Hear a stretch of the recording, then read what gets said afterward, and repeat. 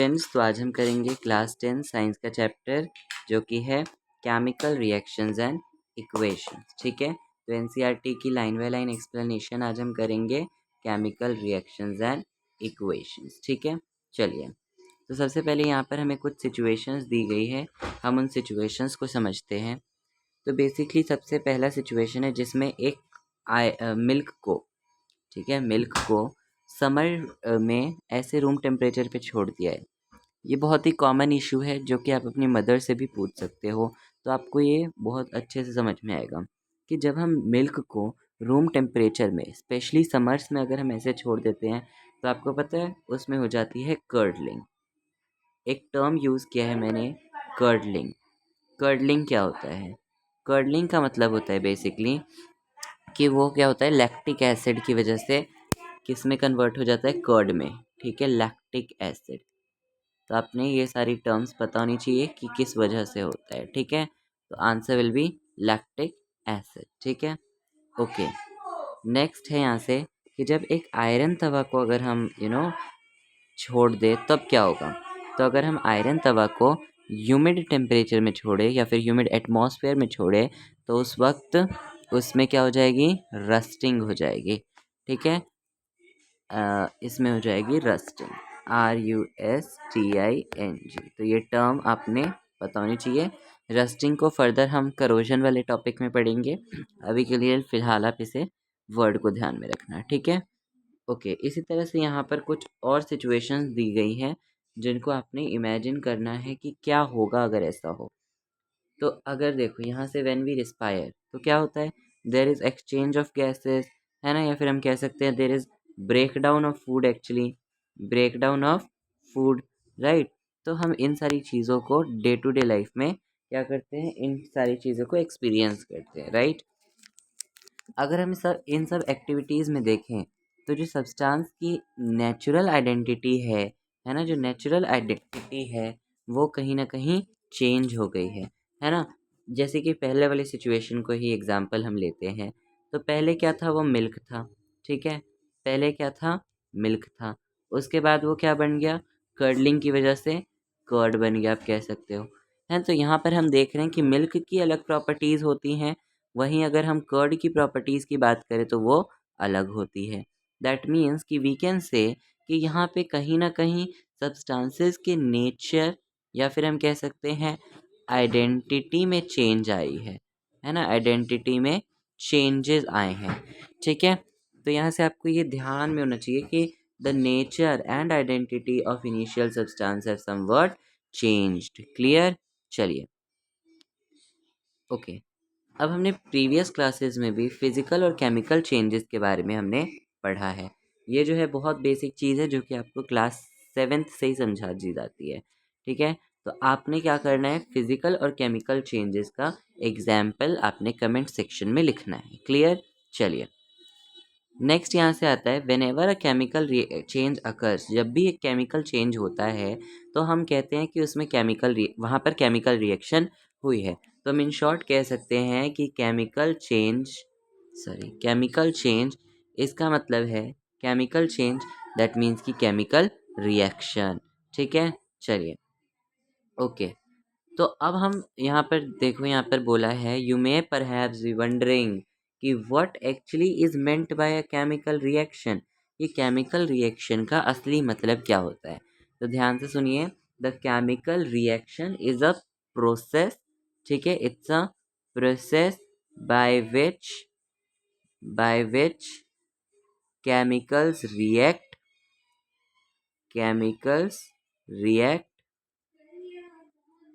And chemicals react करके क्या करते हैं, react to form new substances, to form some new substances. जब हम इनको समझेंगे ना विद एग्जाम्पल तब अच्छे से समझ में आ जाएगा।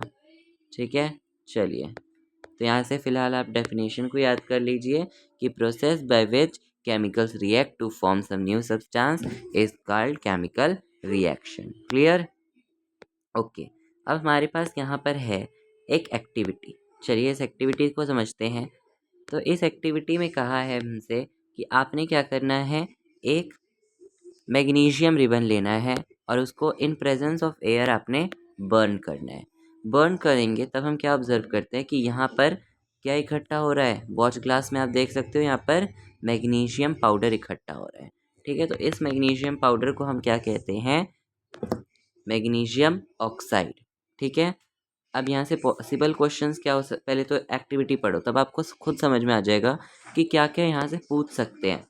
तो यहाँ पे बोला है कि क्लीन अ मैग्नीशियम रिबन, है ना, which is 2 centimetre long bye rubbing it with sand paper. एक चीज़ आपने ध्यान रखना है, जब भी हम कुछ we are studying something activity या फिर कोई भी एक्टिविटी पढ़ रहे हैं या फिर कुछ भी नया पैराग्राफ पढ़ रहे हैं, तो आपने वहाँ पर एक क्वेश्चन पुट करना है, वाई। क्वेश्चन क्या पुट करना है आपने, वाई। वाई क्वेश्चन पुट करते ही आपको सब समझ में आने लग जाएगा। वाई क्वेश्चन पुट करो, उसका आंसर देखो क्या हो सकता है। ठीक है, ओके। अब यहाँ पे क्या बोला है कि हमें एक मैग्नीशियम रिबन लेना है, उसे क्लीन करना है। अब मैंने क्वेश्चन पूछा वाई, अब हमें उसे क्लीन करने की ज़रूरत क्यों है। चलो, तो इसका यहाँ पर आंसर क्या हो जाएगा कि बेसिकली जब हम मैग्नीशियम रिबन को क्या कहा है, जब मैग्नीशियम रिबन को हम क्या करते हैं, एटमॉस्फेयर में रखते हैं। When magnesium ribbon is exposed to atmosphere, it gets covered with a layer of oxide. Oxide की लेयर उसमें आ जाती है और उस ऑक्साइड की लेयर को हटाने के लिए हमें उसे सैंड पेपर की हेल्प से रब करना होता है। क्लियर। चलो, अब बोला है अब इसको आपने टंग्स की हेल्प से पकड़ना है। ठीक है, क्यों, क्योंकि मैग्नीशियम क्या है, एक मेटल है। ठीक है, और जब मेटल में आप हीटिंग करवाओगे तो आपको पता है कि ये एंड कैसा हो जाएगा, हॉट हो जाएगा। अब ये एंड कैसा हो गया, हॉट। धीरे धीरे धीरे धीरे हॉटनेस क्या होगी, फैलेगी, है ना। तो इस तरह से अगर आप उसे हैंड से पकड़ोगे तो आपके हैंड्स बर्न होने के चांसेस हैं। तो आपने क्या करना है, उसे with a pair of tongs पकड़ना है। ठीक है, अब क्या बोला है, burn it using a spirit lamp और burner, collect the ash so as formed in watch glass. अब इस ऐश को क्या बोलते हैं, इस ऐश को ही बोलते हैं बच्चे, इस ऐश को बोलते हैं मैग्नीशियम पाउडर या फिर हम कह सकते हैं मैग्नीशियम ऑक्साइड। क्लियर है। चलिए, अब यहाँ पर अगली लाइन क्या दे रखी है कि burn the magnesium ribbon keeping it as far as possible from your eyes. अब यहाँ पर भी आपने क्वेश्चन क्या पुट करना है, वाई। अब क्यों हमें इसे दूर रखना चाहिए, आंसर आएगा because it burns with a white dazzling flame. एक वाइट डेजलिंग फ्लेम के साथ ये बर्न करता है, इसलिए we should keep it as far as possible from our eyes. तो इन शॉर्ट आपको ये एक्टिविटी आई बिलीव अच्छे से आ गई है। चलिए, अब यहाँ पर क्या दे रखा है कि यू हैव ऑब्जर्व कि magnesium ribbon Burns with a white dazzling flame and changes into white powder. वही चीज़ है जो मैंने आपको समझा दी। अब इस वाइट पाउडर को हम कहते हैं मैग्नीशियम ऑक्साइड।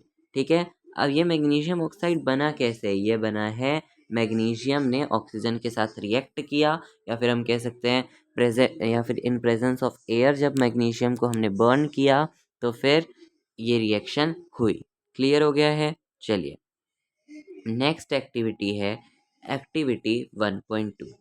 एक्टिविटी समझते हैं। सबसे पहले हमने क्या लेना है, लीड नाइट्रेट। ठीक है, चलिए, लीड नाइट्रेट लिया। अब हमने क्या करना है, उसमें पहले तो हमने 2 टेस्ट ट्यूब चाहिए इसके लिए, इस एक्सपेरिमेंट के लिए। ठीक है, ये मान लेते हैं हम टेस्ट ट्यूब ए। ठीक है, इसे मान लिया टेस्ट ट्यूब ए और इसे मान लिया टेस्ट ट्यूब बी। दोनों में हमें क्या लेना है, एक सोल्यूशन लेना है। किस किस का सोल्यूशन लेना है, नोटिस करो। सबसे पहले हमें चाहिए लीड नाइट्रेट और दूसरा हमें चाहिए पोटेशियम आयोडाइड। ठीक है, तो हमने इसमें लेट सपोज इसमें हमने लिया लीड नाइट्रेट और उसमें हमने लिया पोटेशियम आयोडाइड। अब हमने क्या करना है, दोनों को एक बीकर में मिक्स कर दो, या फिर इसको इसमें मिक्स कर दो, या फिर इसको इसमें मिक्स कर दो, कोई इशू नहीं है। जब आप दोनों को मिक्स करोगे तब आपके पास येलो कलर का एक प्रेसिपिटेट आ जाएगा। ठीक है, येलो कलर का एक प्रेसिपिटेट आ जाएगा। क्लियर। तो इसे हम कहते हैं प्रेसिपिटेशन रिएक्शन। नेक्स्ट है एक्टिविटी 1.3। एक्टिविटी 1.3 के लिए we need hydrogen we need a beaker में we need to take zinc granules and this zinc granule should be in the dilute sulfuric acid। तो जब हम zinc granules को sulphuric acid में add करते हैं then we get ZnSO4 plus H2। so from here we can say that when zinc granules is added to H2SO4 we get ZnSO4 plus H2। Clear?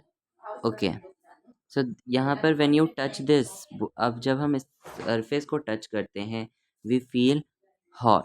Y? Because it's an exothermic reaction, जिसके बारे में हम क्या पढ़ेंगे, next part में पढ़ेंगे। उससे पहले अभी तक हमने क्या पढ़ा कि अगर केमिकल रिएक्शन होगा तो उसमें क्या होगा, चेंज इन स्टेट होगा, चेंज इन कलर होगा, इवोल्यूशन ऑफ गैस होगी और चेंज इन टेम्परेचर होगा। चेंज इन स्टेट से मतलब है जैसे कि आपके पास है H2 और O2, तो H2 plus O2 gives H2O। ठीक है, H2 plus O2 gives H2O and this H2 and O2 they are the gases. लेकिन जो अब हमारे पास प्रोडक्ट है दैट इज H2O, वो क्या है, एक लिक्विड स्टेट है। So we can say change in state में H2 plus O2 and these are gases. These are gases. It gives H2O which is in liquid state। तो यहाँ पर हम कह सकते हैं चेंज इन स्टेट है। उसके बाद है चेंज इन कलर, जैसे कि प्रेसिपिटेशन रिएक्शन में हमने देखा कि हमारे पास लीड नाइट्रेट था और हमारे पास पोटेशियम आयोडाइड था। जब हमने दोनों को मिक्स किया तो एक येलो कलर का इनसोल्यूबल पार्ट बन गया था और वहाँ पर हमने क्या देखा, चेंज इन कलर भी है, तो वो भी दे सकते हैं। इसके अलावा हम क्या बोल सकते हैं, Fe प्लस CuSO4 क्या होता है, ब्लू कलर का। ठीक है, ब्लू कलर का। जब आप इन दोनों को मिक्स करोगे या फिर रिएक्शन होगी तो क्या फॉर्म होगा, FeSO4 और FeSO4 होता है ब्लू ग्रीन कलर का। ठीक है, और प्लस में Cu। क्लियर? ओके। अब हमने क्या देखा, हम बहुत सारी चेंजेस को ऑब्जर्व करते हैं अपने अराउंड, है ना, और हम बहुत सारे केमिकल रिएक्शंस को होता हुआ देखते हैं जिनके बारे में हम इन चैप्टर में पढ़ेंगे। Is that clear? ओके। अब नेक्स्ट है, मतलब पहला topic and most important topic जो कि है केमिकल इक्वेशन। ठीक है, केमिकल इक्वेशन। अब यहाँ पर समझेंगे केमिकल इक्वेशन सबसे पहले होते क्या हैं। तो केमिकल इक्वेशन कुछ नहीं होता बच्चे, it is a way of representing chemical reaction. मतलब जो केमिकल रिएक्शन हुआ है जब हम उसको रिप्रेजेंट करते हैं तो उसे हम कहते हैं केमिकल इक्वेशन। ठीक है, ओके। एक्टिविटी 1.1 में हमने क्या किया कि जब मैग्नीशियम रिबन को हम ऑक्सीजन में बर्न करते हैं तो हमारे पास क्या आता है प्रोडक्ट में, मैग्नीशियम ऑक्साइड।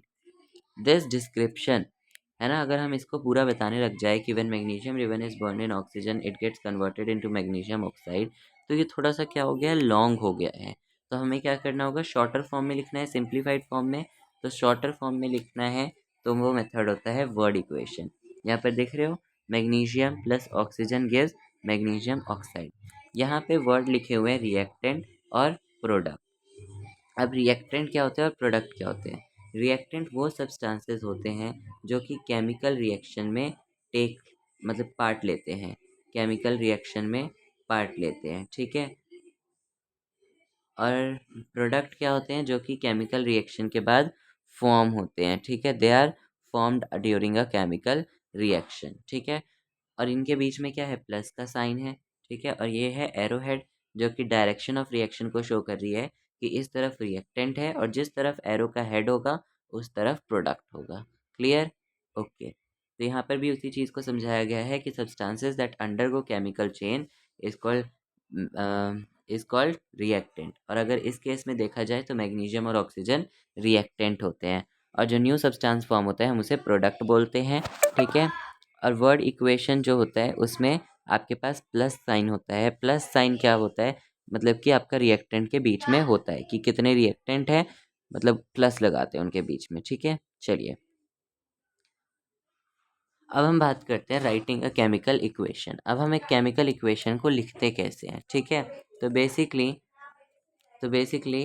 अभी हमने किस फॉर्म में देखा, वर्ड इक्वेशन। एक सेकेंड, अभी हमने देखा कि जब हम बोलते हैं magnesium ribbon burns in air to give magnesium oxide, तो वो क्या वो डिस्क्रिप्शन थोड़ा सा लॉन्ग था, तो उस डिस्क्रिप्शन की जगह पर हमने क्या यूज़ किया, वर्ड इक्वेशन। और वर्ड इक्वेशन को यूज़ करते ही हमने क्या बोला कि ये जो है सिंप्लीफाइड मेथड है, राइट। तो अब वर्ड इक्वेशन से भी छोटा मेथड क्या हो सकता है, दैट इज़ केमिकल इक्वेशन। मतलब कि जब हम केमिकल इक्वेशन लिखते हैं तो वो वर्ड इक्वेशन से भी छोटा होता है। Clear? Okay, so there is a method to make this. अब यहाँ पे क्वेश्चन है, is there any shorter method for representing chemical reaction, तो येस देयर इज। क्लियर? उसके बाद क्या बोला है, chemical reaction can be made more concise and useful if chemical formula is use instead of words. Words की जगह पर हम क्या यूज़ कर रहे हैं यहाँ पर, केमिकल फॉर्मूला, जो कि हमने 9th क्लास में we have already read about it. अब केमिकल इक्वेशन जो है वो एक केमिकल रिएक्शन को ही क्या करता है, शो करता है। दैट मीन्स क्या, केमिकल रिएक्शन डिस्क्राइब्स या फिर हम कह सकते हैं रिप्रेजेंट्स केमिकल रिएक्शन। ठीक है, नाउ इफ़ यू, अब यहाँ पे क्या बोला है, if you recall formula of magnesium. अब मैग्नीशियम का फार्मूला क्या होता है, Mg। उस तरह से ऑक्सीजन का फार्मूला क्या होता है, O2। तो Mg plus O2 gives MgO, that is magnesium oxide. ठीक है, अब इस तरफ देखो मैग्नीशियम कितने हैं, एक है। ठीक है, और इस तरफ देखो मैग्नीशियम एक है। इस तरफ देखेंगे तो मैग्नीशियम कितने हैं, 2 है। लेकिन इस तरफ देखें तो मैग्नीशियम कितना है, 1 है। यानी कि दोनों जो है बैलेंस्ड नहीं है। अब बैलेंसिंग अनबैलेंसिंग क्या होती है कि बेसिकली जब हम चेक करें कि number of atoms of each element in LHS is equals to RHS, then we say कि वो क्या है, एक बैलेंस्ड रिएक्शन है। तो यहाँ पर क्या लिखा हुआ है, is the number of atoms of each element in on the both side same. Each element यानी कि Mg और O2 है, क्या उनके नंबर ऑफ एटम्स दोनों तरफ सेम है। यहाँ पर Mg देखें 1 है। कैसे पता चला कि 1 है, क्योंकि इसका कोफिशिएंट कुछ भी नहीं है। उसी तरह से O2 है, तो O2 है यानी कि O ऑक्सीजन का नंबर कितना है, 2। और यहाँ पर कितना है, Mg भी 1 है, ऑक्सीजन भी 1 है। दैट मीन्स कि ये बैलेंस्ड नहीं है। अभी बैलेंसिंग करेंगे, उससे पहले समझ लेते हैं कि बैलेंसिंग क्यों इम्पोर्टेंट है। अब बैलेंसिंग इसलिए इम्पोर्टेंट है क्योंकि हमने पहले भी एक टर्म पढ़ी है 9th क्लास के चैप्टर में है, ये chapter number 3 atoms and molecules. एक टर्म थी law of conservation of mass. Law of conservation of mass, तो लेट्स सी कितने बच्चों को याद है। अगर आपको याद है तो अभी वीडियो को पॉज करके टाइम लैप्स लगा के आपने लिखना है कि ये क्या होता है। Basically law of conservation of mass का मतलब है कि मास can neither be created nor be mass can neither be created nor be destroyed. ठीक है, इसका मतलब है कि total mass before the reaction, reaction होने से पहले जितना मास है एलिमेंट का, उतना ही रिएक्शन के बाद भी होना चाहिए। ठीक है, तो यहाँ पर सिंपल वर्ड्स में क्या बोल रखा है कि number of atoms of each element remains the same and before and after a chemical reaction. Very very important line. ठीक है, तो इसलिए हमें बैलेंसिंग की ज़रूरत पड़ती है। ठीक है, अब हमें क्या पूछा है कि जैसे कि 1.2 रिएक्शन हमने क्या पढ़ी थी, तो हमने 1.1 रिएक्शन, सॉरी 1 पॉइंट, हाँ, तो हमने क्या पढ़ा कि Mg plus O2 gives MgO, MgO। अब ये जो यहाँ पर है, अब आपने बताना है कि क्या ये बैलेंस्ड है। तो बैलेंसिंग के लिए हम क्या चेक करते हैं, number of atoms of each element. यहाँ पर देखें तो Mg 1 है, यहाँ पर देखें तो Mg 1 है, यहाँ पर O2 है और यहाँ पर 1 है। तो बैलेंसिंग के लिए हम यहाँ पर 2 लगा देंगे। अब मिस्टेक कहाँ पर होती है बच्चों की कि बेसिकली वो कहाँ पर 2 लगा देते हैं। अब मैंने क्योंकि बोला कि ऑक्सीजन 2 है और इधर ऑक्सीजन 1 है, तो वो यहाँ पर 2 लगा देते हैं, जबकि ये गलत हो जाता है। हमें कहाँ पर लगाना है, यहाँ पर। ठीक है, क्योंकि इस तरह से ये एक पूरे इस पूरे को ही रिप्रेजेंट करेगा कि 2 Mg भी हैं और 2 ऑक्सीजन भी है। अब यहाँ पर आप चेक करोगे कि Mg का नंबर कितना हो गया, 2, लेकिन यहाँ पर अब कितना है, 1 ही तो है। तो हम इस 2 करने के लिए हम यहाँ पर भी क्या लिख देंगे, 2 लिख देंगे। क्लियर? तो हमने क्या किया, इसको बैलेंस कर दिया। अब ऐसे मेथड को जहाँ पर हम क्या यूज़ करते हैं, हिट एंड ट्रायल, मतलब हमने क्या देखा कि चलो कोई भी कोफिशिएंट लगा कर देखते हैं कि बैलेंसिंग हो जाए, ऐसे मेथड को हम कहते हैं हिट एंड ट्रायल मेथड, जिसके बारे में आपको आगे भी बताया जाएगा। ठीक है, अब एक्टिविटी 1.3 में हमने जिंक और सल्फ्यूरिक एसिड का रिएक्शन देखा था। तो क्या बना था, जिंक सल्फेट और हाइड्रोजन। ठीक है, तो अब जो ये वर्ड इक्वेशन है इसको हम क्या लिख सकते हैं, Zn plus H2SO4 gives ZnSO4 plus H2। ठीक है, अब यहाँ पर आप देखो कि क्या number of atoms of each element on both side are same. यहाँ पर अगर हम जिंक के नंबर को ऑब्जर्व करें, देखो इस टेबल से आपको पता लग जाएगा। यहाँ पे ये देखिए, एक सेकेंड, हाँ, इस टेबल की हेल्प से आपको पता चल जाएगा कि क्या ये इक्वल है या नहीं। अब आप चेक करो यहाँ पर कि जिंक का नंबर LHS में कितना है, 1 है, RHS में कितना है, 1 है। दैट मीन्स कि हम क्या कह सकते हैं कि ये बैलेंस्ड है। सिमिलरली H2 का नंबर LHS में भी 2 है, RHS में भी 2 है, दैट मीन्स कि ये भी बैलेंस्ड है। सल्फर का नंबर यहाँ पर 1 है, यहाँ पर भी 1 है, ये भी बैलेंस्ड है। ऑक्सीजन का नंबर भी 4 है, यानी कि ये भी बैलेंस्ड है। तो ऐसे केमिकल रिएक्शन को हम क्या कहते हैं, बैलेंस्ड केमिकल इक्वेशन, क्योंकि इसमें सब चीज़ें ऑलरेडी बैलेंस्ड है। बैलेंस्ड केमिकल इक्वेशन, क्योंकि ऑलरेडी सारी चीज़ें बैलेंस्ड होती है इसमें। क्लियर, तो ये टर्म बहुत इम्पॉर्टेंट है। ओके, चलिए let's move on to another example. अब हमारे पास एग्जाम्पल है Fe plus H2O give Fe3O4। अब इस चीज़ को यहाँ पर समझो। बेसिकली क्या बोला है, Fe plus H2O gives Fe3O4। आपने तो सबसे पहले क्या करना है, एक टेबल को रेडी कर लेना है। अब एक टेबल में आपको अलग अलग कॉलम्स बनाने हैं। अलग अलग कॉलम्स बनाने का क्या मतलब है, एक साइड में आपने एलिमेंट्स के नाम लिखने हैं, दूसरे साइड में आपने लिखना है कि LHS में कितने हैं। अब LHS RHS क्या होता है, LHS का मतलब होता है रिएक्टेंट की साइड में, और RHS का मतलब होता है प्रोडक्ट की साइड में। तो आपने ये बनाना है इस तरह से टेबल को। ठीक है, अब टेबल बन गई। अब आपने क्या करना है, एक सेकेंड, अब आपने लिखना है कि इस तरफ हम क्या ले रहे हैं, उस तरफ क्या ले रहे हैं। तो अगर इस तरफ की बात करूं, so we are taking elements. तो जो भी एलिमेंट है हम यहाँ पर लेंगे, और यहाँ पर LHS में कितने उसके एटम्स हैं, यहाँ पर RHS में उसके कितने एटम्स हैं, उसको हम काउंट करेंगे। ठीक है, चलो पहला है Fe। अगर मैं Fe को अगर मैं LHS में देखूँ तो यहाँ पर मेरे को सिर्फ 1 ही लग रहा है। इस तरफ देखूँ तो 3 Fe हैं। ठीक है, चलो अब H2 यानी कि हाइड्रोजन को देखा जाए तो हाइड्रोजन इस साइड कितने हैं, 2 हैं, लेकिन उस साइड भी 2 ही हैं। चलो ये भी ठीक है। अब लास्टली हमारे पास एलिमेंट है ऑक्सीजन। ऑक्सीजन का इस साइड देखा जाए तो 1 है, और उस साइड देखा जाए तो 4 है। दैट मीन्स कि एक ये तो हमें यहाँ से पता चल गया कि बैलेंस्ड इक्वेशन नहीं है। तो बैलेंस करने के लिए हम यहाँ पर देखो, Fe का नंबर कितना है, 3 है RHS में, हमें कितने बनाने हैं, 3 बनाने हैं। तो हम क्या करेंगे, सिंपली इसे 3 से मल्टीप्लाई कर देंगे। तो रिएक्शन क्या बन जाएगी, 3Fe plus H2O gives H2O gives Fe3O4 plus H2। ठीक है, प्लस H2। अब यहाँ पर आप नोटिस करो कि Fe का नंबर बैलेंस्ड हो गया। ठीक है, तो ये बैलेंस्ड है। अब यहाँ पर देखोगे हाइड्रोजन भी बैलेंस्ड है। बचा क्या, ऑक्सीजन। ऑक्सीजन में यहाँ पर क्या मल्टीप्लाई कर देंगे, 4 से मल्टीप्लाई कर देंगे। तो जब हम 4 से मल्टीप्लाई कर दे तो ये क्या बन जाएगा, 3Fe प्लस H4H2O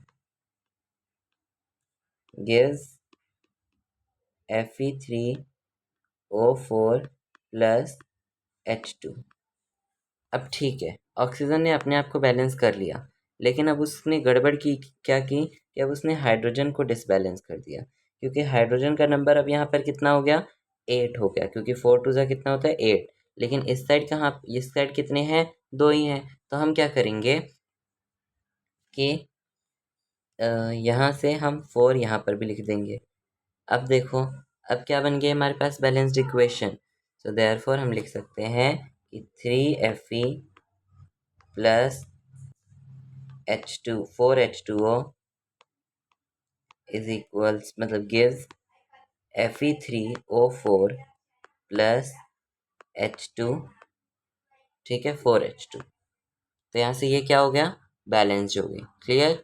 चलिए, तो यहाँ पर उन्हीं सारे स्टेप्स को बता रखा है कि हमें कैसे करना है, टेबल बनाकर, ठीक है। तो हमारा यहाँ पर वही चीज़ दे रखी है कि इसको बैलेंस करने के बाद ये आंसर आएगा, 3Fe plus H2O gives Fe3O4।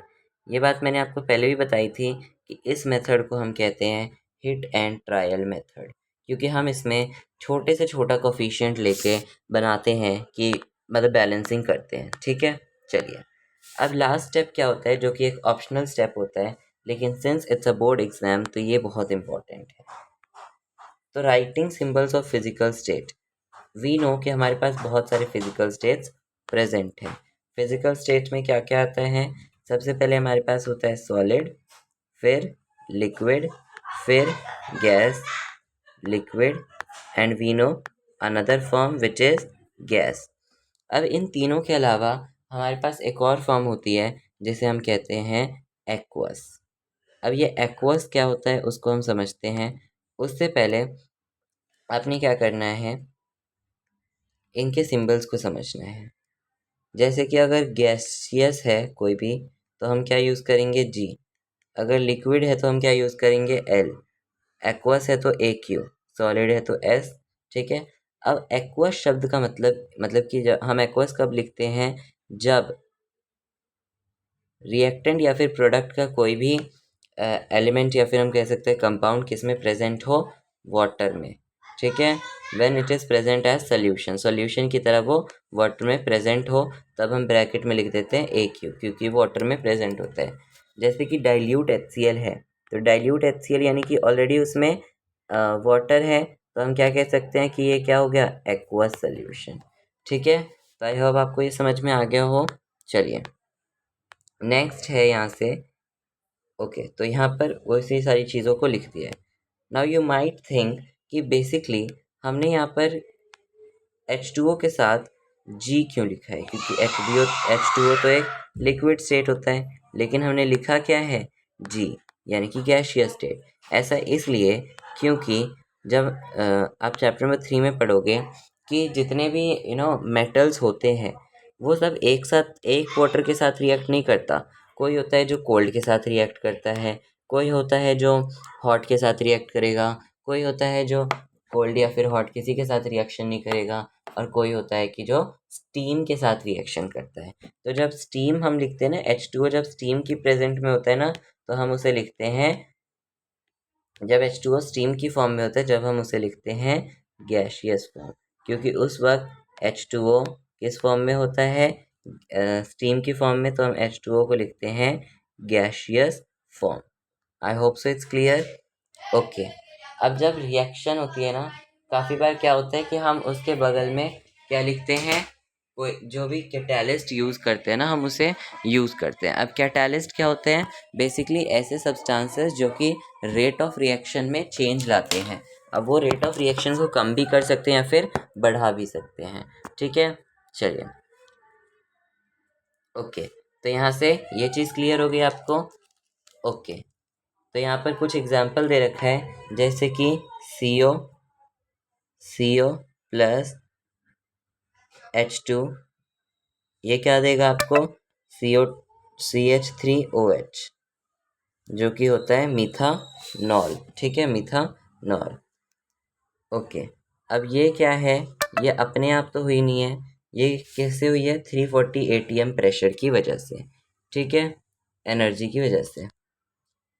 Okay, अब हम आते हैं 6CO2 12H2O gives C6H12O6 6O2 and 6H2O।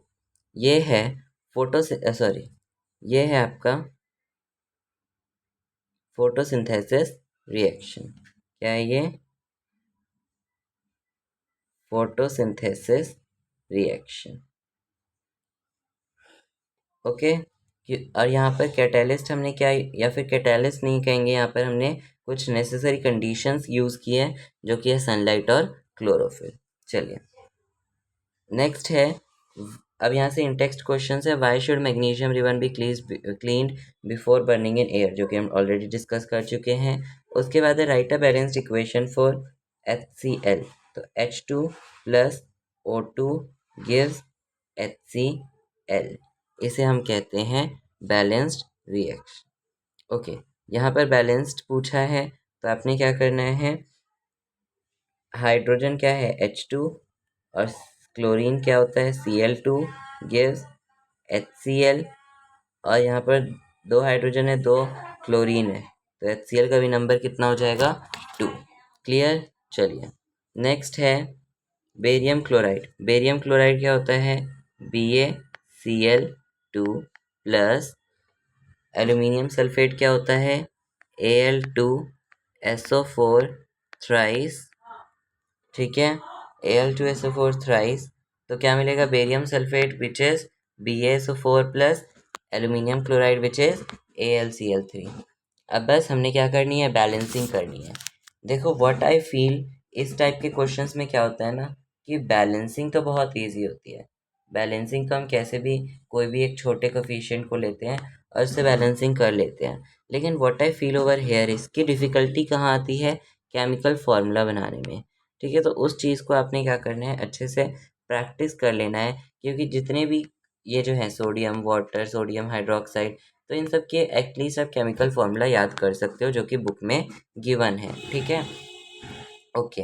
Next है उसी तरह से sodium plus water gives sodium hydroxide plus hydrogen. तो सोडियम क्या होता है Na होता है, और वाटर क्या होता है H2O होता है, तो वो क्या देगा सोडियम हाइड्रोक्साइड। सोडियम हाइड्रोक्साइड होता है NaOH। ठीक है, आपने ध्यान में रखना है NaOH। NaOH के साथ साथ H2 भी देगा। ठीक है, ओके। अब बैलेंसिंग आपने करनी है। उसके बाद है सॉल्यूशंस ऑफ बेरियम क्लोराइड, यानी कि BaCl2 aqueous and sodium sulphate which is Na2SO4 thrice aqueous. तो क्या मिलेगा हमें, हमें मिलेगा insoluble barium sulphate which is BaSO4 and sodium chloride which is NaCl। Clear, okay. उसी तरह से दे रखा है सोडियम हाइड्रोक्साइड सोल्यूशन वाटर में क्या रिलीज करता है, हाइड्रोक्लोरिक एसिड। ठीक है, in produce to produce sodium chloride solution and water. तो यहाँ पर हमारे पास NaOH है, NaOH का रिएक्शन हमने H2O के साथ करवाया, तो हमारे पास आया जैसे कि NaOH है, तो यहाँ पर हमारे पास क्या था NaOH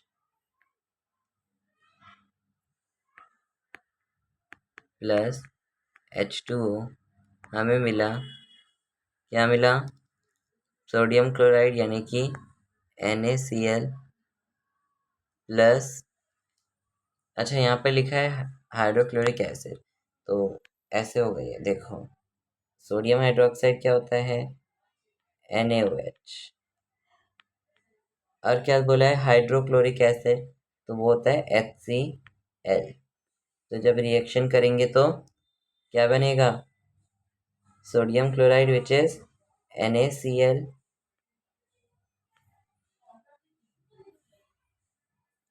एक second,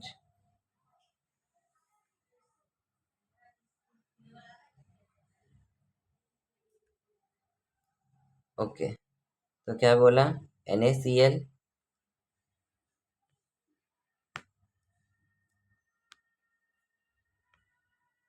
sodium chloride which is NaCl plus, क्या बोला है यहाँ पर देखो वाटर यानी कि H2O। अब बस आपने क्या करनी है, बैलेंसिंग करनी है। देखो क्या, ये ऑलरेडी बैलेंस्ड है। ठीक है, चेक करो ये ऑलरेडी बैलेंस्ड है। नेक्स्ट आता है हमारे पास टाइप्स ऑफ केमिकल रिएक्शन। देखो हमारे पास 4 टाइप्स ऑफ केमिकल रिएक्शन होते हैं, कॉम्बिनेशन, डीकम्पोजिशन और डिस्प्लेसमेंट एंड डबल डिस्प्लेसमेंट। ठीक है, अब देखो जब कोई नया सब्सटेंस बनता है, बेसिकली जब केमिकल रिएक्शंस होते हैं ना, तो कोई नया सब्सटेंस नहीं बन रहा होता या फिर कोई पुराना सब्सटेंस गायब नहीं हो रहा था। एक्चुअली होता क्या है, केमिकल रिएक्शन में बॉन्ड्स बनते हैं या फिर टूटते हैं। So it involves making of bonds और ब्रेकिंग ऑफ बॉन्ड्स। तो क्या होता है, बॉन्ड्स बनते हैं। सब खेल किसका होता है एक्चुअली, बॉन्ड्स का। तो बॉन्ड्स बनते भी हैं और टूटते भी हैं, ठीक है। तो इस तरह से क्या होती है हमारे पास, इस तरह से हमारे पास केमिकल रिएक्शन होता है। तो इसके बारे में हम चैप्टर नंबर 4 में, चैप्टर नंबर 3 में अच्छे से पढ़ेंगे, जहाँ पर आपका आयनिक कंपाउंड, कोवेलेंट कंपाउंड के बारे में समझाया होगा, ठीक है। चलिए, तो पहला टाइप यहाँ से हम करते हैं, जो कि है कॉम्बिनेशन रिएक्शन। एक्टिविटी 1.4 में आपको क्या लेना है, कैल्शियम ऑक्साइड। कैल्शियम ऑक्साइड को हमने लिया, उसको क्या किया, वाटर उसमें डाला। उसमें जब हम वाटर डालेंगे तब हम क्या ऑब्जर्व करते हैं कि वहाँ पर चेंज इन टेम्परेचर होता है, ठीक है। तो बेसिकली हम क्या लिख सकते हैं कि CaO, वी कैन राइट कि CaO plus H2O, CaO plus H2O, CaO plus H2O gives CaOH twice. CaO क्या है, कैल्शियम ऑक्साइड या फिर क्विक लाइम, प्लस H2O, तो CaOH ट्वाइस प्लस हीट। यहाँ पर एक और टर्म आपने ऐड करनी है, ये मेंशन नहीं है लेकिन आपको पता होना चाहिए कि इसके साथ साथ हीट रिलीज होता है। तो यहाँ पर एक्टिविटी में पूछा, बोला था ना, check the temperature, do you feel any change in temperature. तो आपका आंसर होगा yes, we feel the change in temperature, there is a increase in temperature. अब इस तरह के रिएक्शन जहाँ पर दो रिएक्टेंट बनके एक सिंगल प्रोडक्ट बनाते हैं, उसे हम क्या कहते हैं बच्चे, combination reaction, chemical combination reaction, ठीक है। अब यहाँ पर हमारे पास एक डू यू नो है, उसे कर लेते हैं अभी। तो फिर क्या बोला है कि हमारे पास लेक लाइम का सोल्यूशन है, ठीक है। उसे हम किस लिए यूज़ करते हैं, वाइट वॉशिंग के लिए, ठीक है। वाइट वॉशिंग के लिए इसे यूज़ करते हैं, क्लियर, ओके। तो यहाँ से आपको क्या पता होना चाहिए कि solution of slack lime is used for white washing the walls. अब ये जो कैल्शियम हाइड्रोक्साइड होता है, क्या होता है बच्चे, कैल्शियम हाइड्रोक्साइड CaOH ट्वाइस, ठीक है। अब ये जो CaOH ट्वाइस होता है, अब ये बताओ कि एटमॉस्फेयर में क्या प्रेजेंट होता है, ऑक्सीजन होता है। ऑक्सीजन के बाद सबसे ज़्यादा क्या प्रेजेंट होता है, CO2। तो जब ये CaOH ट्वाइस CO2 के साथ रिएक्शन करता है, तब हमारे पास CaCO3 बनता है। अब इस CO3 की वजह से क्या होता है, 3 डेज के विदिन एक साइनी फिनिश आ जाती है, ठीक है, ओके। तो I hope so it's clear now, okay. Next over here we have is, यहाँ पर कुछ एग्जाम्पल्स अगेन दे रखे हैं। तो जैसे कि बर्निंग ऑफ कोल, यानी कि C plus O2 gives CO2, उस तरह से 2H2 plus O2 gives 2H2O, है ना। तो ये सारा क्या है, आपका कॉम्बिनेशन रिएक्शन का ही एग्जाम्पल है। तो ये डेफिनेशन बहुत इंपॉर्टेंट है कि a reaction in which a single product, ठीक है, a single product is formed from various reactant, from various reactant is called as combination reaction, clear, okay. अब इसके बाद क्या आता है आपका, एक्सोथर्मिक रिएक्शन, क्लियर। इसके बाद नेक्स्ट टॉपिक है आपका एक्सोथर्मिक रिएक्शन। तो एक्सोथर्मिक रिएक्शन कौन से होते हैं, ऐसे रिएक्शन जिनमें प्रोडक्ट के साथ साथ क्या रिलीज हो, हीट। जैसे कि हमने 1.4 एक्टिविटी में पढ़ी थी ना, हमने क्या पढ़ा था कि जब CaOH2O के साथ रिएक्ट करेगा तो आपका CaOH ट्वाइस प्लस क्या बनेगा, हीट। अब ये यहाँ पर क्या हुई है, हीट रिलीज हुई है। ऐसे ही रिएक्शन को हम क्या कहते हैं, एक्सोथर्मिक रिएक्शन। यानी कि क्या बोला है यहाँ पर कि reactions in which heat is released along with the products are called exothermic chemical reaction, ठीक है। अब यहाँ पर कुछ एग्जांपल दे रखे हैं, जैसे कि बर्निंग ऑफ नेचुरल गैस। तो बर्निंग ऑफ नेचुरल गैस में क्या होती है, जो CH4 है, CH4 क्या होता है आपका, यहाँ पर जो CH4 है ये क्या है, एक नेचुरल गैस है, ठीक है। तो आपका जब CH4 O2 में बर्न होता है, जब CH4 O2 में बर्न होगा तब क्या फॉर्म होगा, CO2 एंड H2O, ठीक है। तो बस इसी तरह से क्या है ये सब? एक्सोथर्मिक रिएक्शन ही है। अब यहाँ पर इन्होंने क्या किया कि प्लस हीट नहीं डाला। प्लस हीट नहीं डाला इसका मतलब ये नहीं कि ये एक्सोथर्मिक रिएक्शन नहीं है, आपको पहचानना पड़ेगा। तो यहाँ पर आपका हीट भी रिलीज होगा। अब क्या आपको पता है कि जो रेस्पिरेशन होता है, रेस्पिरेशन क्या होता है? The process of break down of food, है ना? तो उस रेस्पिरेशन को भी हम क्या कहते हैं? कि एक्सोथर्मिक प्रोसेस कहते हैं। अब समझिए, वी ऑल नो कि हमें एनर्जी चाहिए होती है टू स्टे अलाइव। अब ये एनर्जी कहाँ से आती है? द फूड वी ईट, यानी कि हमें एनर्जी चाहिए होती है, ये एनर्जी आती है फूड से। फूड में होता है कार्बोहाइड्रेट, सॉरी फूड में होता है हाँ कार्बोहाइड्रेट। अब ये जो कार्बोहाइड्रेट्स हैं, इन कार्बोहाइड्रेट्स में होता है आपका ग्लूकोज। इनको मतलब होता नहीं है एक्चुअली, इन्हें ब्रेक डाउन करके ग्लूकोज बनाया जाता है। ग्लूकोज बन गया, ग्लूकोज बनने के बाद ये ग्लूकोज किससे कंबाइन करेंगे? सेल से। अब ये जो सेल है ये हमें क्या प्रोवाइड करेगी? Energy. Since energy is release during this process, तो हम क्या कहते हैं इसे? Exothermic reaction. तो क्या बोला है यहाँ पर कि we all know that energy is needed to stay alive. We get this energy from the food we eat. During digestion, food is broken down into simpler substances, जैसे कि राइस, पोटैटो, ब्रेड है, तो इन सब में carbohydrate होता है। तो इस कार्बोहाइड्रेट को हम किस में ब्रेक कर देते हैं बच्चों? ग्लूकोज में। अब ये जो ग्लूकोज है वो ऑक्सीजन के साथ कंबाइन करता है। अब ऑक्सीजन कहाँ पर प्रेजेंट होते हैं? सेल्स में प्रेजेंट होते हैं। और फिर हमें क्या मिलती है? एनर्जी मिलती है, जिसके बारे में चैप्टर नंबर 6 यानी कि कंट्रोल एंड कोऑर्डिनेशन में हम अच्छे से पढ़ेंगे। ठीक है, चलिए ओके। अब जो है यहाँ पर दे रखा है C6H12O6 plus 6O2 give 6CO2 6H2O। ये आपका क्या है? यही आपका होता है रेस्पिरेशन का केमिकल फॉर्मूला। क्या बोला? रेस्पिरेशन का केमिकल फॉर्मूला। चलो इसको आप केमिकली भी ऐसे समझ सकते हो कि हमें क्या चाहिए? फूड, एनर्जी चाहिए। एनर्जी कहाँ से आई? फूड से आई। अब फूड को क्या किया? कार्बोहाइड्रेट है तो उससे क्या ऑब्टेन कर लिया? ग्लूकोज। अब ये ग्लूकोज किसके साथ कंबाइन हो गया? O2 के साथ। O2 के साथ कंबाइन होने के बाद 6CO2 यानी कि कार्बन डाइऑक्साइड, वाटर और एनर्जी रिलीज हुई है। सिंस ये एनर्जी रिलीज हुई है तो हम क्या कहते हैं? That it's an exothermic reaction. आप वर्ड से ऐसे भी याद कर सकते हो कि एक्सो मीन्स एग्जिट, यानी कि जिसमें हीट रिलीज हो, जिसमें हीट एग्जिट हो। क्लियर हो गया? चलिए, decomposition of vegetable matter into compost is also an example of exothermic reaction। चलिए नेक्स्ट है decomposition reaction। This is the number 2। Number 1 पे क्या था? कॉम्बिनेशन रिएक्शन, और नंबर 2 पे डीकम्पोजिशन रिएक्शन। चलिए समझते हैं।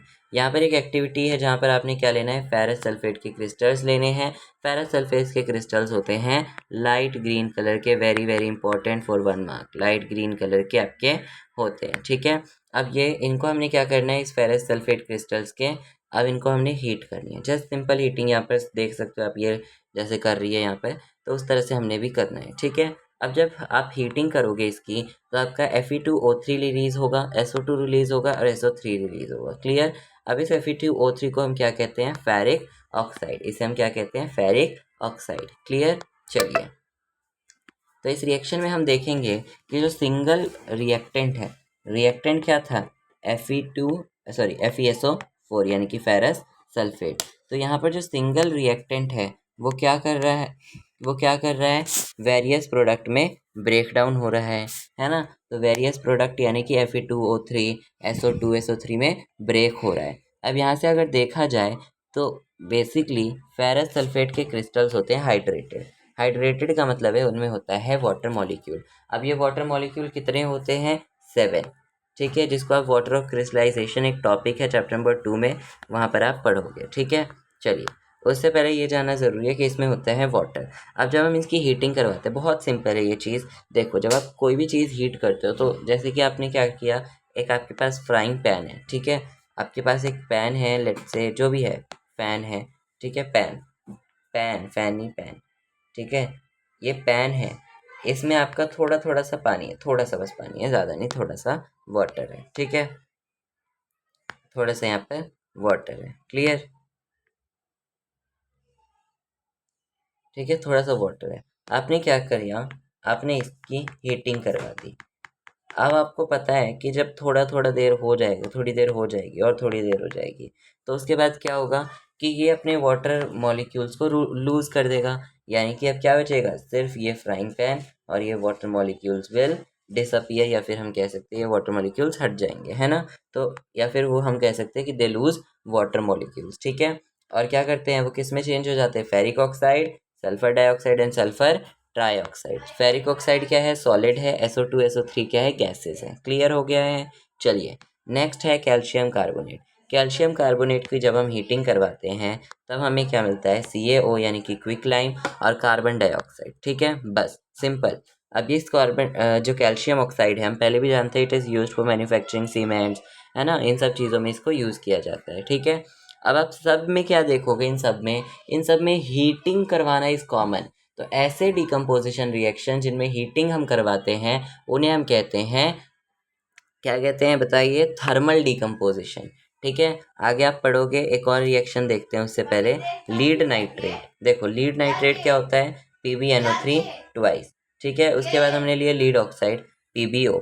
उन दो, सॉरी यहाँ पर मिक्स हो गया थोड़ा सा, हाँ।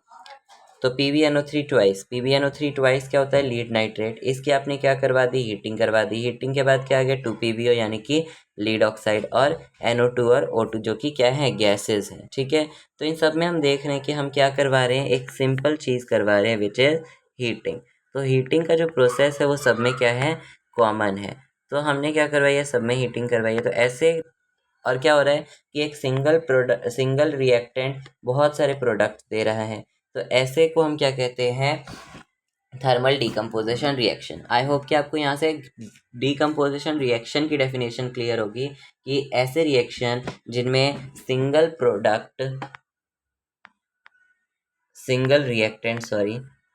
रिएक्टेंट या तो with the help of electricity, या तो with the help of heating, with the help of sunlight क्या देते हैं, बहुत सारे प्रोडक्ट्स देते हैं, ठीक है। इन्हें हम कहते हैं क्या कहते हैं इन्हें हम कहते हैं थर्मल डिकम्पोजिशन रिएक्शन, ठीक है। जो कि हीटिंग की वजह से होता है, और जो इलेक्ट्रिसिटी की वजह से होता है उन्हें हम कहते हैं इलेक्ट्रोलाइटिक डिकम्पोजिशन रिएक्शन। जो कि सनलाइट की वजह से होता है तो उसे हम कहते हैं फोटोलाइटिक डिकम्पोजिशन रिएक्शन। चलो यहाँ पर हमारे पास है एक थर्मल डिकम्पोजिशन रिएक्शन। सिंपल सा कंक्लूजन आपको यहाँ से पता होना चाहिए कि जब हम इलेक्ट्रोलिसिस ऑफ वाटर करवाते हैं तो 2H2O जो होता है वो किस में ब्रेक होता है, H2 प्लस O2 में ब्रेक हो जाता है, ठीक है। अब यहाँ पे आपने ये समझना है कि आपने क्या किया, एक आपने मग लिया, ठीक है, एक आपने मग लिया, उसके अंदर आपने 2 टेस्ट ट्यूब्स को उल्टा करके इंसर्ट कर दिया, और रिमेंबर कि वो किससे फिल्ड है, वाटर से फिल्ड है। अब आपने क्या किया, रबर स्टॉपर्स लगाएं, ठीक है। ये आपका ग्रेफाइट रोड जो है वो टेस्ट ट्यूब में कनेक्टेड रहेगा, ठीक है। चलिए अब क्या किया हमने, उनको किससे कनेक्ट कर दिया, एक 6 वोल्ट बैटरी से हमने कनेक्ट कर दिया, ठीक है। अब हमने क्या किया, इसकी इलेक्ट्रोलिसिस करवाई। अब हमने जब इसमें इलेक्ट्रिसिटी पास करवाई तब क्या हुआ कि आप देखोगे कि एक जगह पर, यहाँ पर क्या है, वॉल्यूम ज़्यादा है, यहाँ पर वॉल्यूम क्या है, कम है ना। ऐसा इसलिए हुआ क्योंकि यहाँ पर क्या इकट्ठी हुई, हाइड्रोजन। अब आप यहाँ से देखो, यहाँ से मैंने लिखा 2H2O gives H2 plus O2। अब यहाँ से H2 क्या है, 2 मोल्स में है, H2 कितने मोल्स में है, 2 मोल्स में, ठीक है। और ऑक्सीजन एक सिंगल है ना। तो दैट मीन्स कि हम यहाँ से कह सकते हैं कि जो 2 मोल्स ऑफ यहाँ से देखो 2 moles of hydrogen on passing electricity dissociate into 2 moles of hydrogen and 1 mole of oxygen, ठीक है। यानी कि 2 मोल्स ऑफ हाइड्रोजन फॉर्म हुआ है, 1 मोल ऑफ ऑक्सीजन फॉर्म हुआ है। तो इसलिए हम क्या कहते हैं, यहाँ की जो वॉल्यूम है वो ज़्यादा है, यहाँ की वॉल्यूम कम है। अब आपने ये भी ध्यान रखना है कि हाइड्रोजन कहाँ पे इकट्ठा होता है, कैथोड पे, और ऑक्सीजन कहाँ पे इकट्ठा होता है, एनोड पे। क्लियर। चलिए अब 1.8 एक्टिविटी देखेंगे हम। 1.8 एक्टिविटी में हमने फोटोलाइटिक डिकम्पोजिशन को समझना है, ठीक है। ये क्या है, सनलाइट है। ये क्या है आपका, सिल्वर क्लोराइड। सिल्वर क्लोराइड क्या होता है, AgCl। आई होप से ये दिया होगा, हाँ जी ये बिल्कुल ये रहा AgCl, ठीक है। तो जब आप AgCl को क्या करते हैं, सनलाइट की प्रेजेंस में रख देते हैं, तब वो किस में फॉर्म होता है, Ag और Cl2 में। यानी कि हमारे पास क्या मिल गया, सिल्वर अलग मिल गया, ठीक है, सिल्वर अलग मिल गया और क्लोरीन अलग मिल गया, ठीक है। सिमिलर प्रोसेस होता है आपका सिल्वर ब्रोमाइड के लिए, उसमें भी कुछ ऐसा ही होता है। जब आप सनलाइट पास करवाते हो तो सिल्वर ब्रोमाइड में कन्वर्ट हो जाते हैं। यहाँ की सिग्निफिकेंट बात क्या है कि इसको हम यूज़ करते हैं for black and white photography, ठीक है, ओके। अब यहाँ से एक इम्पॉर्टेंट टर्म आती है, जैसे हमने एक्सोथर्मिक पढ़ा था ना, उसी तरह से एक शब्द है यहाँ पर एंडोथर्मिक। एंडोथर्मिक, चलिए इसको समझते हैं। एंडोथर्मिक, हमने एक्सो को कैसे समझा था, एक्सो वर्ड से। एंडो को भी बहुत इजीली समझेंगे, ठीक है। चलिए देखिए, ये जो, हाँ जी, हाँ जी, यस। अब यहाँ से देखो क्या बोला है एंडोथर्मिक में, एंडो, एंडो, एंडो वर्ड से आप क्या समझते हो, एंट्री, वेरी गुड। आपने क्या बोला, एंट्री, एंट्री, एंट्री। तो जब हम हीट प्रोवाइड करते हैं, एक्सोथर्मिक में क्या था, वो खुद हीट रिलीज करते हैं, और एंडोथर्मिक में क्या है कि हम उसे हीट प्रोवाइड कर रहे हैं, ठीक है। चलो एग्जाम्पल से समझेंगे, इसको ज़्यादा अच्छे से क्लियर हो जाएगा। लेकिन आपने इतना ध्यान रखना है कि जो एंडोथर्मिक रिएक्शन होता है उसमें हम क्या लेते हैं, मतलब क्या होता है उसमें एंडोथर्मिक रिएक्शन में, कि आपका हीट इज एब्जॉर्ब्ड, या फिर हम कह सकते हैं हीट एनर्जी इज प्रोवाइडेड, ठीक है। चलिए एग्जाम्पल लेते हैं, ओके। एग्जाम्पल हो जाएगा इसका N2 लिया, ठीक है, एक सेकेंड, ठीक है, इसका एग्जाम्पल यहाँ पर लेते हैं। N2 लिया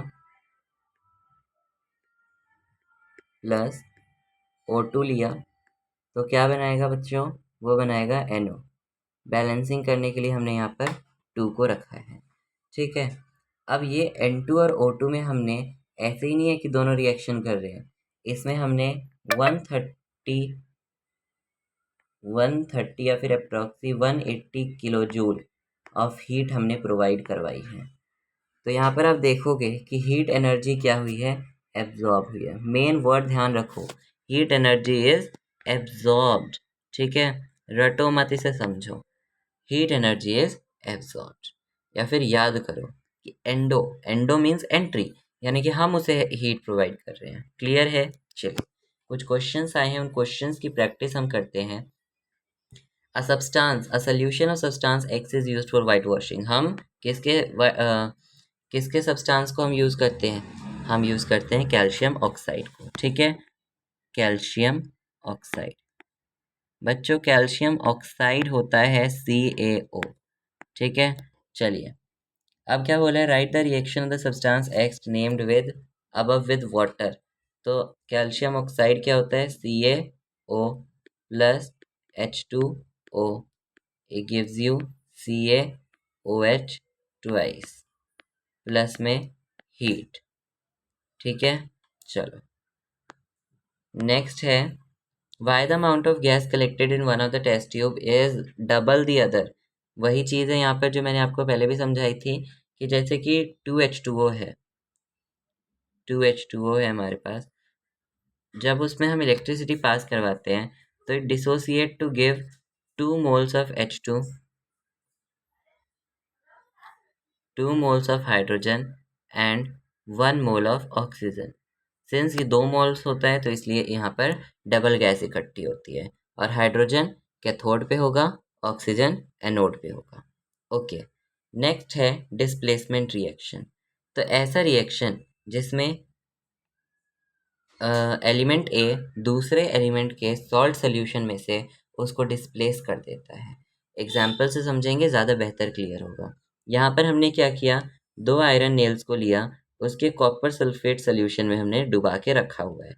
कुछ समय बाद जब हम ऑब्जर्व करते हैं तब क्या होता है बच्चों, कि जो आयरन नेल हमने कॉपर सल्फेट के सोल्यूशन में देखा था वो कैसा हो गया है, reddish brown flaky substance, reddish brown colour का हो गया, उसके ऊपर एक कोटिंग आ गई है। अब ये क्या है, एक हमने आयरन नेल जो है सैंपल के लिए रख लिया था, तो हम कह सकते हैं कि ये सैंपल नेल है, सैंपल नेल। और ये क्या है, जिसको हमने सोल्यूशन में से उठाया है, टेकन आउट फ्रॉम सोल्यूशन। अब जिस सोल्यूशन में से हमने उसे उठाया, वो सोल्यूशन देख लो कैसा लग रहा है, अब उसका कलर हैज़ फेड अवे। तो ऑब्जर्वेशन यहाँ पर लिखी हुई है कि basically the iron nail becomes reddish brown and blue colour of copper sulphate fades away. ऐसा इसलिए हुआ क्योंकि following reaction has taken place. क्या हुआ है कि Fe ने क्या किया, CuSO4 सोल्यूशन में से Cu को डिस्प्लेस कर दिया, क्योंकि वो Fe से ज़्यादा रिएक्टिव है। बेसिकली इसके लिए आपको एक टर्म और पता होनी चाहिए, रिएक्टिविटी सीरीज, जो कि आपका फिलहाल इस चैप्टर में तो नहीं, लेकिन चैप्टर नंबर 3 में है रिएक्टिविटी सीरीज। तो आपको वो भी समझने की ज़रूरत है। रिएक्टिविटी सीरीज का मतलब कि कौन सा एलिमेंट कितना ज़्यादा रिएक्टिव है और कौन सा एलिमेंट कितना कम रिएक्टिव है कौन से एलिमेंट से, जिसको हम चैप्टर नंबर 3 में और अच्छे से समझेंगे। फिलहाल के लिए आपको इतना पता होना चाहिए, ठीक है। अब यहाँ पर आप देखोगे तो कुछ एग्जाम्पल्स आपको दे रखे हैं। Zn plus CuSO4 gives ZnSO4 plus Cu, है ना। तो यहाँ से जिंक ने किसको रिप्लेस कर दिया, कॉपर को। उसी तरह से लीड है, तो उसने यहाँ पर किसको रिप्लेस कर दिया, कॉपर को। क्या बन गया, PbCl2 प्लस Cu, है ना। चलिए, अब वही लाइन यहाँ पर भी दी हुई है कि zinc and lead are more reactive, ज़्यादा रिएक्टिव है तभी तो वो डिस्प्लेस कर पाए हैं, ठीक है। चलिए, लास्ट टाइप ऑफ रिएक्शन है double displacement reaction. Double displacement reaction को हम ऐसे रिप्रेजेंट कर सकते हैं, AB plus BC gives AC plus CD। Clear है। चलिए, तो यहाँ पर क्या होता है बेसिकली, एक और पॉइंट आपने ध्यान में रखना है, exchange of ions, exchange of ions, यानी आयंस का एक्सचेंज होता है। अब यहाँ पर देखो, हमने क्या किया, सोडियम सल्फेट सोल्यूशन लिया और बेरियम क्लोराइड सोल्यूशन लिया, दोनों को मिक्स किया, तो हमारे पास एक रिएक्शन आई जो कि है sodium sulphate plus barium chloride gives barium sulphate plus sodium chloride, ठीक है। ओके, अब यहाँ पर जो सोडियम क्लोराइड है वो क्या है, एक प्रेसिपिटेट है, ठीक है। चलो, सॉल्ट होता है ये, सॉरी, यहाँ पर जो बेरियम क्लोराइड है, बेरियम सल्फेट है, वो क्या है, सॉल्ट है, यानी कि यही क्या है आपका, प्रेसिपिटेट है। क्लियर हो गया। और ऐसे रिएक्शन को हम कहते हैं प्रेसिपिटेशन रिएक्शन। अब ऐसे रिएक्शन क्यों होते हैं, किस वजह से होते हैं, बिकॉज ऑफ आयनिक एक्सचेंज, ठीक है। तो such reactions in which there is an exchange of ions, क्योंकि एक्सचेंज ऑफ आयंस हुआ है तभी वो क्या बना पाए हैं, ये डबल डिस्प्लेसमेंट रिएक्शन बना पाए हैं, ठीक है। जैसे कि SO4 2 नेगेटिव और Ba2 पॉजिटिव का यहाँ पे रिएक्शन हुआ, तभी यहाँ पर क्या बन पाया, BaSO4 और NaCl। चलिए, अब यहाँ पर दे रखा है कि हमने एक्टिविटी 1.2 की थी, तो वो भी क्या है, डबल डिस्प्लेसमेंट रिएक्शन का ही एग्जाम्पल है, ठीक है। चलिए, एक बैलेंस्ड केमिकल रिएक्शन लिखते हैं। उसके लिए हमने क्या लिया था, लीड नाइट्रेट। लीड नाइट्रेट क्या होता है, PbNO3 twice plus lead potassium iodide यानी कि 2Ki, ठीक है। तो क्या मिलेगा, PbI2 plus 2Ki, sorry 2KNO3, ठीक है। यहाँ पर इसको लिखते हैं कि बेसिकली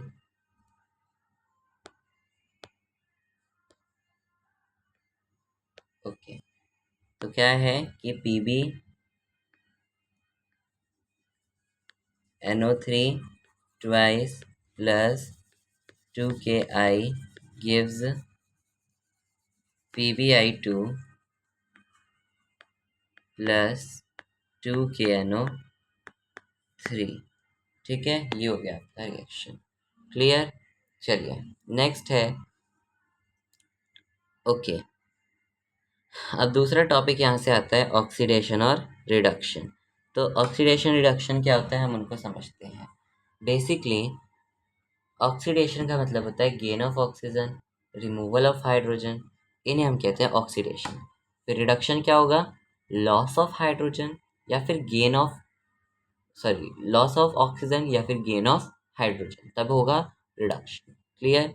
यहाँ पर एग्जाम्पल है, आपने क्या लेना है, कॉपर ऑक्साइड का पाउडर लेना है, ठीक है। उसकी आपने हीटिंग करवा देनी है, क्या मिल जाएगा, हमें मिलेगा ब्लैक कॉपर ऑक्साइड। अब ये कॉपर ऑक्साइड किस कलर का होता है बच्चों, ब्लैक कलर का होता है, ठीक है। अब यहाँ पर आप देखोगे ये ब्लैक कलर क्यों आया है, क्योंकि इसमें हमने ऑक्सीजन को ऐड करवा दिया है। आई hope so it's clear. Okay, reaction देखो, Cu है कॉपर प्लस O2 है ऑक्सीजन, गिव्स CuO यानी कि कॉपर ऑक्साइड, ठीक है। चलो नेक्स्ट है कॉपर, अगर हाइड्रोजन गैस को हम इस कॉपर ऑक्साइड के मटेरियल से पास करवाएं तो हमें एक रिवर्स रिएक्शन होती हुई दिखाई देगी बच्चों, जो कि है CuO plus hydrogen gives Cu plus H2O। Clear हो गया। चलिए, अगर कोई सब्सटेंस ऑक्सीजन गेन करता है उसे हम कहते हैं ऑक्सीडाइज्ड, ठीक है। प्रोसेस को कहेंगे ऑक्सीडेशन, ठीक है। और ऐसा सब्सटेंस जो कि ऑक्सीजन दे उसे हम कहेंगे ऑक्सीडाइजिंग एजेंट। क्लियर। चलो, अगर कोई सब्सटेंस ऑक्सीजन लूज करेगा रिएक्शन के टाइम पे तो उसे हम कहते हैं रिड्यूस्ड, प्रोसेस को कहेंगे रिडक्शन, और जो क्या करेगा, रिडक्शन ऑक्सीजन को एक्सेप्ट करेगा उसे हम कहते हैं रिड्यूसिंग एजेंट। एग्जाम्पल से समझते हैं, CuO है ना, CuO plus H2 gives Cu plus H2O। तो यहाँ पर आप देखोगे तो CuO में से ऑक्सीजन यहाँ पर क्या हो गया, हट गया, यानी कि इसे हम कहते हैं रिड्यूस, और प्रोसेस को कहेंगे रिडक्शन। क्लियर। उसी तरह से H2 है, H2 में क्या हो गया, ऑक्सीजन ऐड हो गया, दैट मीन्स कि इसे हम कहेंगे ऑक्सीडाइज, और प्रोसेस को हम ऑक्सीडेशन कहेंगे, ठीक है। चलिए, अब CuO ने क्या किया, ऑक्सीजन दिया है, तो इसे हम कहेंगे ऑक्सीडाइजिंग एजेंट। और H2 ने क्या किया, ऑक्सीजन लिया है, उसे हम कहेंगे रेड्यूसिंग एजेंट, ठीक है। ओके ओके, अब कुछ एग्जाम्पल्स देखते हैं रिडॉक्स रिएक्शन के। यहाँ पर भी आपके रिडॉक्स रिएक्शन के एग्जाम्पल्स दे रखे हैं, अपने कमेंट सेक्शन में बताना है कि इसमें से कौन सा जो है वो ऑक्सीडाइज हुआ है और कौन सा रेड्यूस हुआ है। क्लियर। चलो, हमने एक एक्टिविटी की था, एक्टिविटी 1.1, रिकैप करते हैं उसे। Mg plus O2 Mg plus O2 gives MgO।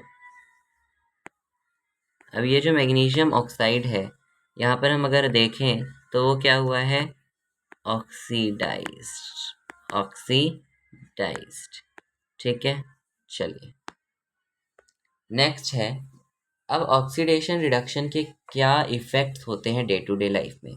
Oxidation reduction का इफ़ेक्ट होता है सबसे पहला करोजन, सबसे पहला करोजन।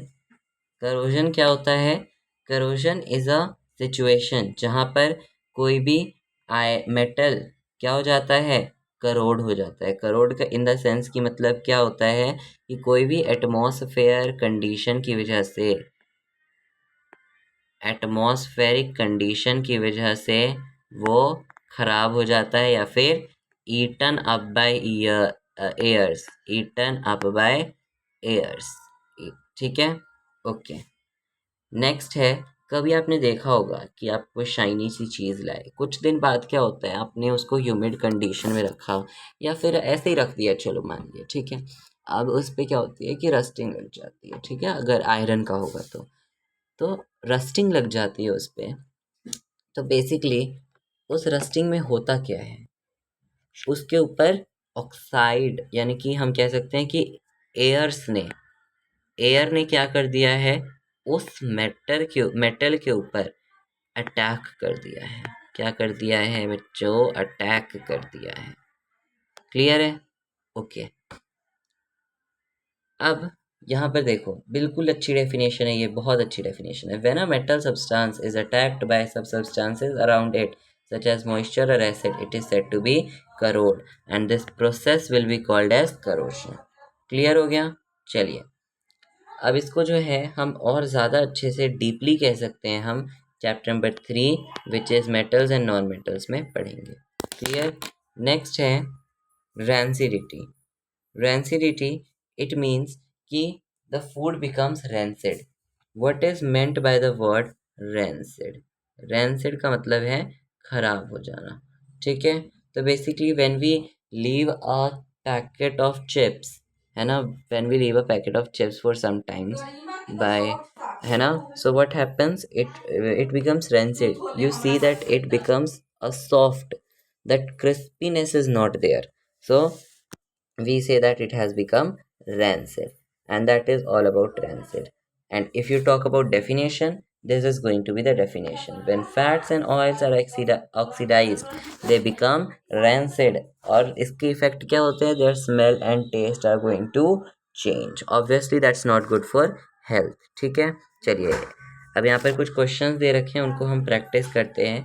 कॉपर सल्फेट सोल्यूशन को जब हम आयरन नेल में डिप करते हैं, यानी कि Fe प्लस H2SO4, तो हमें क्या मिलता है बच्चों? FeSO4 प्लस H2, हमें मिलता है FeSO4 plus H2, and this is a displacement reaction, ठीक है। तो यहाँ से क्या हुआ कि आयरन ने, ओके Cu आएगा यहाँ पर, ठीक है, इसको करेक्ट कर लेना Cu। तो यहाँ पर आयरन ने Cu को डिस्प्लेस कर दिया, clear, okay. Next is give an example of double displacement reaction, so you will do this.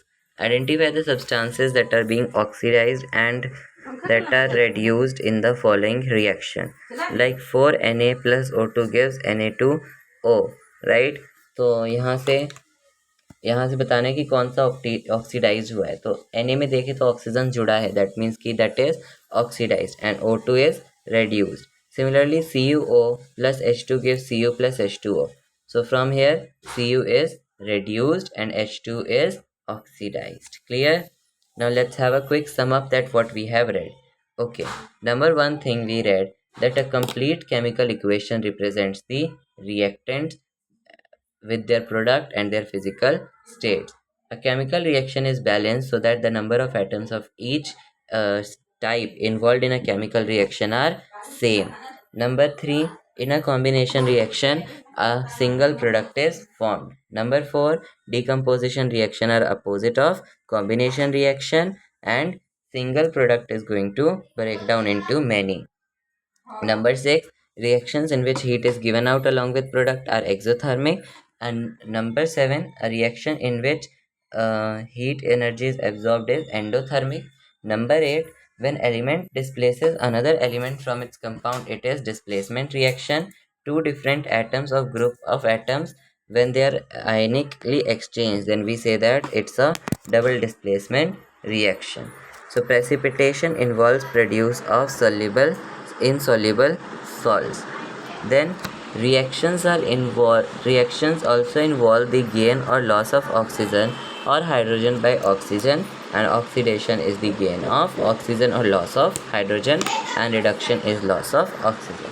So this was all about the chapter, and NCERT text book series के जो solutions हैं वो आपको playlist में मिल जाएंगे, ठीक है। तो ये आपका था पूरा chapter, okay. At last I would just like to say thank you very very much, ठीक है। Have a good day. I hope आपको ये चैप्टर क्लियर हो गया, एंड एनी डाउट अगर है चैप्टर में, please do convey it in the comment section, I will resolve your query, ठीक है। Thank you so much.